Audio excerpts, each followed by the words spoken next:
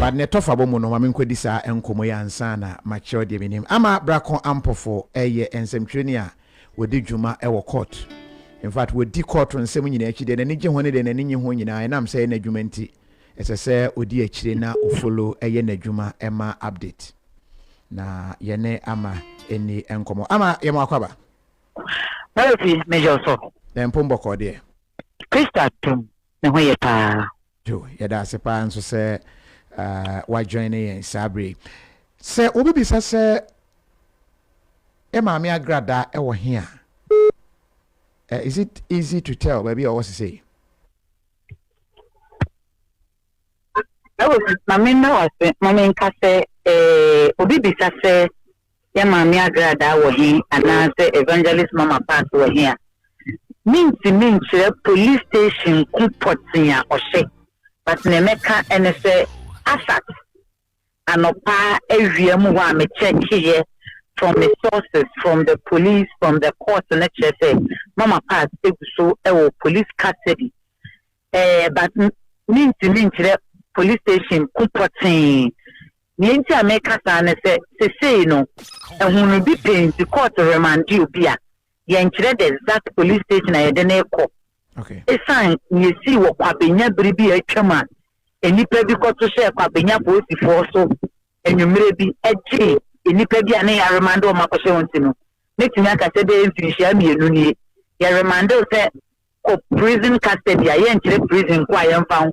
Your remando say and found police custody. Yenchire police station, Kumpotia. Rebecca say and found. No, I say Rebecca say you have been remanded to police custody and I say prison custody. And see, Oguso ewa police for ensem. Name say police station way and our police station stay no shanedy. Mean to me entry. Your man bail in Swacho and I still that's what police for ensem. Boko so say and Zembe Oma etimino. I'm a yen church no. Atama me kaika and say your mouth baila. And no say court ne ka say your mouth baila. No me do a chie de we are. E be do ebia. No means I say my bill no ebia do me no means na wa fa oba say o kofi and I say my bill no means we can say my bill ni kwa o say any mercy concern me kofi there bi na kofi your my bill bia bill no conditions e wo ho your faith conditions and to say e wo ho no as say uti so rian sana ya ka say wetimi akofi na mama party de nyama koye den say Ninsem na kwa yankura bata mienu. Court 9 ena court 10. Ninyina say and to say wo hono. Odi so ninyina pepepepepe. No bi neka say court 9 de na kwa de anka ye open. Yes am job for adabia de ye di njuma every court ne de. O se court 9 de ne de anka ye beka say e fala e open bill ena odi ema no. Court 10 de no ena no wo hye. Ano wo hye ano wo den.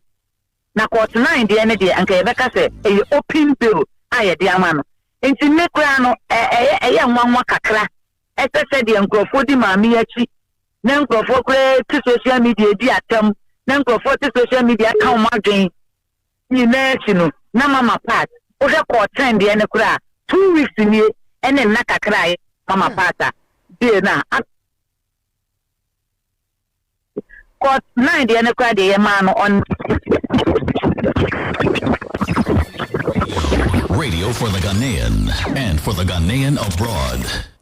Ama ahomano emu aye Kofi Radio for the Ghanaian and for the Ghanaian abroad.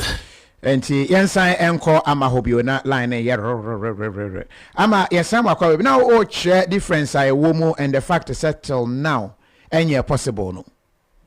That was me that thing. Na me say bill na ye de ema no e court 9 de ye beka say ye open bill. E open bill in the sense say the bill of 50,000 with 3 sureties who should be public servants not 1,000. That was it. E ye den ya. Me ama me wo busuafo a omo ya ban adwuma. That was it. I want to intervene o busuafo bia omo ya ban adwuma. Me hia ne say obenya abusuafo a omo ya ban adwuma. Omusunya katia no ye say aboro so anase emoro so kura no e say 2,000 2,000 Ghana. It's one of the Kasa Anka Onya Bushia, Nana Katua, or Yabaya Juma, say a nurse, say a doctor, say a teacher, or Yabaya Juma. Immigration, as you may be or Yabaya Juma piano, or you qualify for the foundation at the amount. And she caught 9 the end of a open bill, and no man at the very day Mama Pass, Odini birthday. Ordinary birthday, no any of the amano. I think early October, either 15 days, I escape me kakra. And now back or 10, the end of the man and the Rebecca say, can't pay kakra because courts and your mouth, not the justification come on. That would be all doing so good. No justification, justification, no, and I asked them on. Or 10 the end of the Mama Pass, 150,000 Ghana cedis. Old currency, no. 1.5 million nanado baumia choppable money and the two nitrizo. And ya non qua quarter said, all friend nipa me and sack any nanechi as surety. Uncle Kani say no, and no dinosaur, Uncle by this time Mama Party. Quarter Sanka said, any family and son, as the same Muba, a Muba, a dear Japadia, and never as some 150,000 Ghana citizens. And one after me. And the uniform and sanity are, you better than me, that will see, the family boo. You can't me and take up a dear boom. At the same one is some 150,000 Ghana cedis. And Kibina, no way, dear, I have me, Kofi, Sefa, Yami and Samo.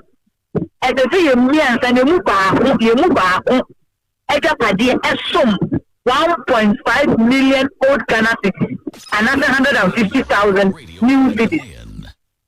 Mama Pat, Emfa, ne passport, and that's a registry. And the back of it, so now I had the Mama, and yes, say, I get the all money bill. No, case is every offense is billable. Yeah. Namia, lawyer Martin, and the court, and a Supreme Court issue more than 1 or time, every offense should be billable.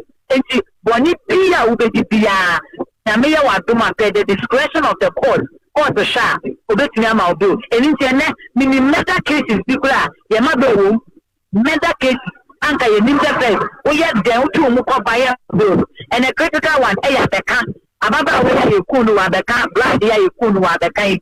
And if I know, Yama bill.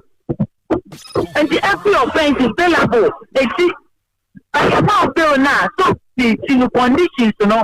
I want to look at the Bible as I'm now. As I tell this, maybe you look at say, about the day outside the Mama part of Chiba court, why Rasta Kaka, on no crowd documents here, or the bar court was say, I say, no, they call land commission up a say, Omanyapi, as I see it in a check document, no, nothing I compare value, no other value, as I said, that's say, and son, that would be, I have watched it between a war. It's the bill, Nidia, Bema. Now conditions attached to the bill, no, and no, I want to say no. And they say, Onya, Onipa, after say Nipa me and Sano, and you know, I have no, now process not started. And back of the Union said the Ghana, your institutions that here. What they say, look at that from my land commission, someone check him out. It can take a week, it can take 2 weeks. And they say, mean to me, just a whole, and maybe a delay and Saba, and I call value as I see be, and so. 150,000 no, and I said, "Dang, and issue. I'm not pay many microphobia. I am a source of crack as how much I saw there. Up to now, Mama Pass or multi bill conditions. No. Hey, Asemi,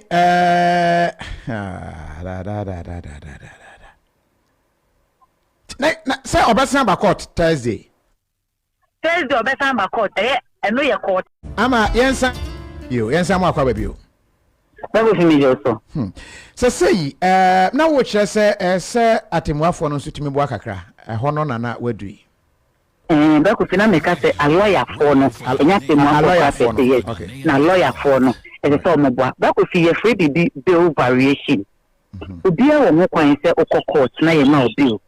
Na wo di ti ko pempima na wo meet bill conditions na. O sign go back to court. Na ko catch court in the court Mr. O ma me bill.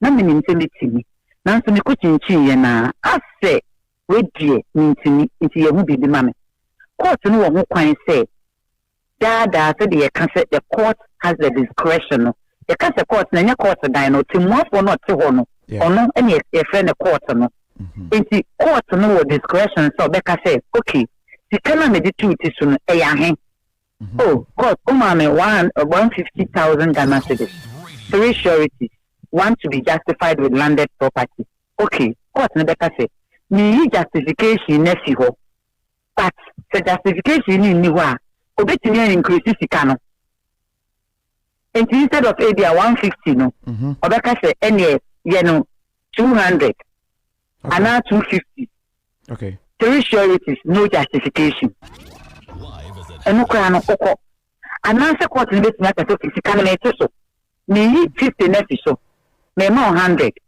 maybe 100 no sureties me nsam me ba question enka sureties ni no with 1 justification e betimi aba enti lawyers no baby edu na bakofi na watchimi yenu na watchimi ensechi so mama part egusu wo police for nsema nene nko amadwe mpone dia esenka lawyers no e make a move bi on make a move there are many avenues on the go back to the same court nati court no e ka se on vary bi o ne mfa ma wo dia no ma hu okay eni e se o mi o motem na me tie bia no on pay conditions no on meet demand because apart from so meet conditions in back of it any e bet me aka say asem the full trial na be query o meet conditions na on bi ma won say ma won so obi address o hye choko de no mahunu so manfo akiro but say the American say mpo say choko no wo na o manfo hu so choko o metumi asesa ba bi o wo no e de na akọ different place say be ya obi e mu ba bi yes obi e because we go see first na ya remand obi a ya ka ya de ne chere e bi otimi bi ta post for ne say investigators no where do you want us to remand this gentleman or this lady obeka okay dia ministry's police station e bia kwabenya because ye nesa because e bia na ba ko fi case no kwabenya for ene handle nti so remand onipa na ne ko to ministry ta si ye pene bisa no question bi ye peno ama na boy investigation this one drive fi kwabenya eco ministry to mo ofa no de naba but here kwabenya for ene ya remand ne de na mayin ene wo ye ho a ene edu anajo ne ye se ye pese ye fa no ene ne ko ba bia itimi tam no de ne ko ba bia ye kwakọ ye nhwehwemu no ne de na kwaba ene ye si ye kwabenya ye remand nkofo bi ema nkofo bi nso ko to share kwabenya police station ne so ema ene duafo ni bebre dwane ye chi ebinum do esi ho sezi jami enuni ye remand obi a ye nkyere de pia ye de ne ko and once the court better says you have been remanded to police custody and the police for an ankasa page out need to see abontia send ye do ko choko see ye do ko ministry see ye do ko kwabenya see ye do ko alaaju see ye do fine obi enim this say dia we busuafo eno ma lawyer fo ene be di e kira say ehifa potin ene ye do ko share ye remand o say prison custody ye nkyere say mo fa ne nkonsa wo mo fa ne nko ankafo mo fa ne nko akusi ana mo fa ne nko kekus but ye remand won eto dia police for I do buy e say ye do beko this say bia baako na ye beka okay case we dey national security for case nje dey man national security for the national security for come so omo ntire say ye national security ye mo mo face dey brave ye ntire be person ye dey ko I can see what I can tell even nikunu kra no information a me picture say sureties ya e say ye din ya no wabɔ ne homɔden bia tu anamɔn bia ɛsɛ otu agada ama wɔmo presente wie na court gituma police nso se ɛsɛ yenso ye checks bi ɛwɔ ho. How is the verification done? Because it looks like difficult, very very difficult from onkomo medi from sources bi no na just say very very difficult to the extent say court actually say okay we na here assembly to media meeting no womu wie na court gitum then please say we need to verify bill. How is it done, Ama? That was me dance. Mami fiancé e wo court 9 there no. Say they me can say court 9 there ni dey enter dey say e fala because it's an open bill. Yeah. Court 9 there no you hear me say court make 50,000. 3 sureties who should be public servants not earning less than 2,000.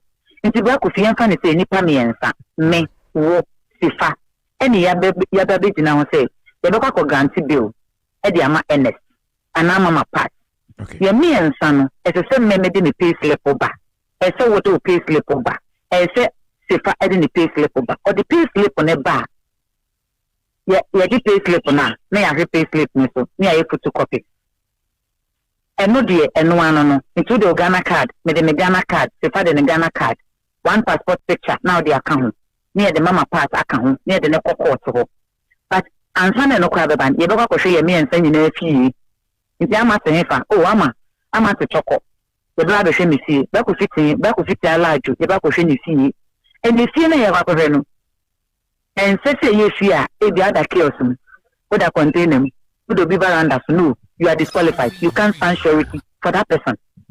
Indeed, as a public servant not earning less than 2,000. Public servant not earning less than 2,000. Indeed, a question of fear, nasty, mo pay slip no, aba, mo pay slip no actually, na you say, okay, me and some pay slip no, obia the sika, I want to bosone no, that 2,000 na, and you Rebecca say, okay, ye, moko. Eno ye baako. Then, then after to court 10 then. That was to court 10 then who was them. Court 10 then one. Court say 150,000 Ghana cedis. Three surety. One to be justified with landed property. And one of them can say no landed property. Because me no be no so nyina is landed property ayewo you no pay. And yet a time a yeah. Inti me kan wasem no. The nipa oba stand surety sini na emu ba akona ese o worth that 150,000 so we dwapade me ya ye kan wasem ba akon edan anafa sase car disqualified ena enkrata bi e wo ho no nso no enya de abeka se me to ma me ba di na wo so say ye wa wudin because wo ena ba stand surety no ena me to ma me yere ena me to ma me girl ena me to ma me papa ena ye busia sase me pacho ni nyina untime mfamba esan se me na maka se me the stand surety ama wonti no ese se enkrata bi a me de ban me a me din ena wo so enti yan start process no the start process na first as say nipa me ensa ni nyina no nipa me ensa na stand surety e wo court 10 bi ni no ya di kan ko show bi afie ene ye one ya ko hwe mu nyina afie wi a ye hu so okay wait ha no ye wi ene ye part 1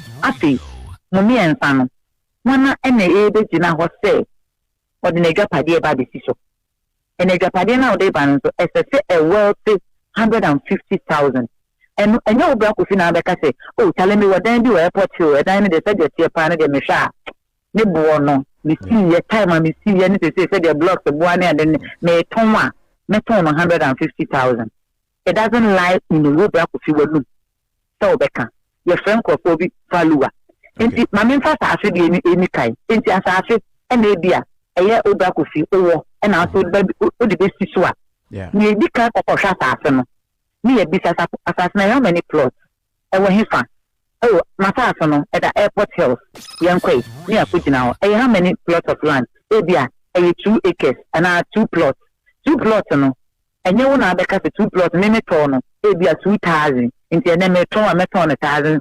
150,000 e bi yakohwe wi a wache say 2 plots no o de ho nkrata no Emma investigator and the court registrar no enkofo two way and eba be say adwuma amechrechi court registrar no and investigator no because investigator no ye bibia wi no de kodu court wa and the court registrar no so gba chire ehwe say ne wo de bre no eyampa enye forged document because one hwe ye no this explanation no court no na verify police mem and we are separate and never court no verify ayo mo no na ye okay is the police and the court registrar okay and ye okay in the court registrar no any investigator ni nyina enta document na e bia na e van the court registrar no why you busy pa obetim dey ma police for say investigator no onko ye and the investigator and say the other cases go ni so ni ade no so betim dey ma registrar if the registrar is willing to do it.